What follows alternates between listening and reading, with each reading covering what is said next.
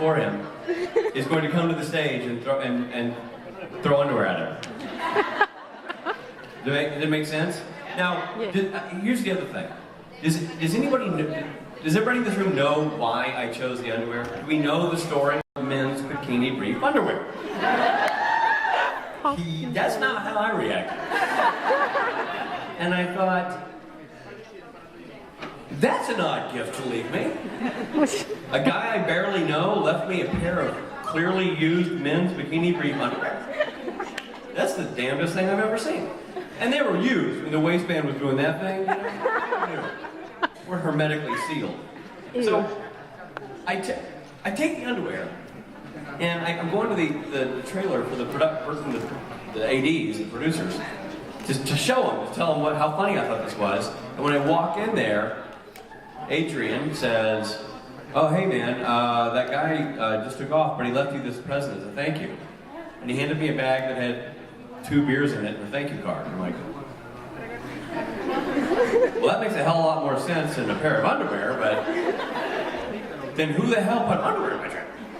And then I'm thinking, okay. It's the boys. Everybody says they like to play tricks on people, they're always joking around. Finally, they played a joke on me. They put somebody else's underwear in my room. So I go to the set, and we're in the Dr. Sexy set, and I'm like, Dr. Garb. Very funny, guys. That's a laugh. Underwear in my room. But funny. What do I do with it? And they look at each other, look at me, and say, dude, we have no idea who put underwear in your room. So I'm thinking they're either terrible at pulling off a joke and playing it very seriously, or they have no idea what's going on. So now I'm confused. I asked the wardrobe department, because it's clothing, they have no idea what I'm talking about, and I'm thinking, who the hell? I'm asking everybody on set now is trying to just, solve the mystery of the unclaimed underpants.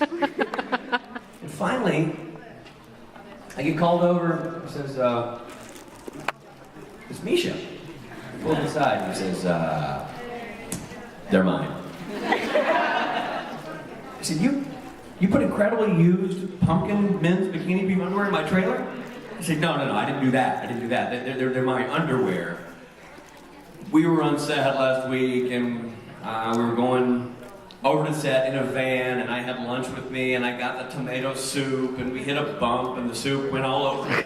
So I had to go back to my trailer and change, and the wardrobe department took all my clothes and washed them.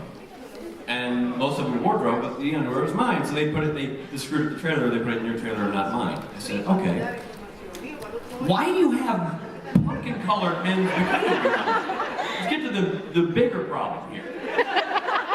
And I said, well, it was laundry day. I got, it was that morning, as luck would have it, it was the only pair I could find. I put it on. That's the only pair of underwear I could find. I'm like, shut up, Misha. Dude, seriously? Why is that even in the arsenal, man? And he kind of slinked down and said, they were a gift from a fan. Oh, wow. That's commitment.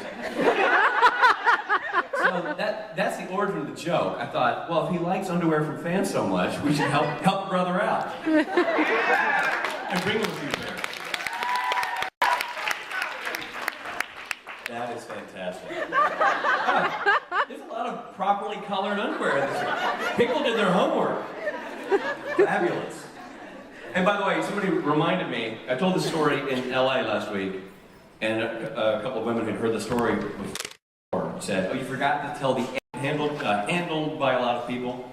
So I took the underwear, took a Sharpie, and wrote on the back, this underwear smells like Cass. And put it up in the production trailer. So it's still hanging on the wall, immortalized production trailer. How are you today? I'm doing very well. Yourself? Fine. Thank you for asking. Well, Vanessa, at the end of changing channels, you had a conversation with Dean. Gabriel had a conversation with Dean, right? Mm-hmm. And Gabriel said some things to Dean, and Dean had a response. We all got Gabriel's message that Dean has to be Lucifer, Michael, and Sam has to be Lucifer, and the apocalypse must begin. Do you think that Gabriel got Dean's message? What was Dean trying to tell him? Oh, about family and that I was making Yeah, nobody's like nobody, and they should be left to make their own choices. It's what. And that. That's hard to say. Because Dean, I think Gabriel was listening. Whether he, we have to wait and see how much he actually agrees with the advice. I mean, he was clearly paying attention, but I don't know. Gabriel's a pretty, pig-headed guy. You figure he's been. I think he was scared. Oh, I think he was scared. He was also busted. Like when your parents tell you, "I can smell cigarettes in your breath. You've been smoking. You're grounded." You're like, "Damn it!"